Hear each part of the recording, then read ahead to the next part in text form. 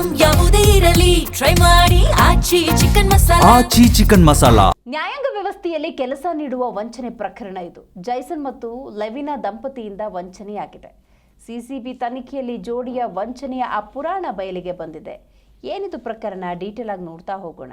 ಯಾಕಂತ ಹೇಳಿದ್ರೆ ಮೋಸ ಹೋಗೋರು ಎಲ್ಲಿ ತನಕ ಇರ್ತಾರೋ, ಮೋಸ ಮಾಡೋರು ಇದ್ದೇ ಇರ್ತಾರೆ ಅನ್ನೋದಕ್ಕೆ ಇದು ಮತ್ತೊಂದು ನಿದರ್ಶನ ಅಷ್ಟೇ. ನೋಡಿ, ದಂಪತಿ ವಿರುದ್ಧ ವಿವಿಧ ಠಾಣೆಯಲ್ಲಿ ಸದ್ಯ 15 ಪ್ರಕರಣ ದಾಖಲಾಗಿದೆ. ಜೈಸನ್ ಮತ್ತು ಲೆವಿನಾ ಸೇರಿ ಬಂಧಿತರ ಸಂಖ್ಯೆ ಸದ್ಯ 6 ಅನ್ನೋದು ಮಾಹಿತಿ. ಬಂಧಿತರಿಂದ ಒಟ್ಟು 38 ಲಕ್ಷ ರೂಪಾಯಿ ಹಣವನ್ನು ವಶಕ್ಕೆ ಖಾಕಿ ಪಡೆ ಪಡೆದುಕೊಂಡಿದೆ.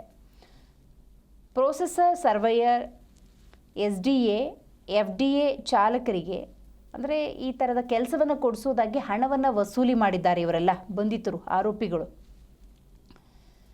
ಸೊ ದಂಪತಿಯ ವಿರುದ್ಧ 2022ರಲ್ಲೇ ಚಿಕ್ಕಬಳ್ಳಾಪುರ ಟೌನ್ನಲ್ಲಿ ಮೊದಲ ಕೇಸ್ ದಾಖಲಾಗುತ್ತೆ. ನಿರಂತರವಾಗಿ ಇವರು ಇಂಥದ್ದೇ ಪ್ರಕರಣಗಳಲ್ಲಿ ಭಾಗಿಯಾಗಿದ್ದಾರೆ. 2022, 25, 26ರಲ್ಲಿ ಬೇರೆ ಬೇರೆ ಕಡೆ ಈ ದಂಪತಿಯ ವಿರುದ್ಧ, ಆರೋಪಿಗಳ ವಿರುದ್ಧ ಕೇಸು ಕೂಡ ದಾಖಲಾಗಿದೆ. ಎಲ್ಲೆಲ್ಲಿ? Yelahanka, new town, Bommanahalli, RT ನಗರ, CCB, ಗದಗ ಸೇರಿದ ಹಾಗೆ ಹಲವು ಕಡೆ ಇವರ ಮೇಲೆ ಪ್ರಕರಣ ದಾಖಲಾಗಿದೆ. ವಂಚಿಸಿದ ಹಣದಲ್ಲಿ ಜಮೀನು, ಸೈಟನ್ನು ಖರೀದಿ ಮಾಡಿದ್ದಾರೆ ಅನ್ನೋದು ಸದ್ಯಕ್ಕಿರುವಂಥ ಮಾಹಿತಿ. ಈಗ 38 ಲಕ್ಷ ರೂಪಾಯಿ ಹಣವನ್ನು ಖಾಕಿ ವಶಕ್ಕೆ ಪಡ್ಕೊಂಡಿದೆ. 6 ಮಂದಿಯನ್ನು ಬಂಧಿಸಿದ್ದಾರೆ.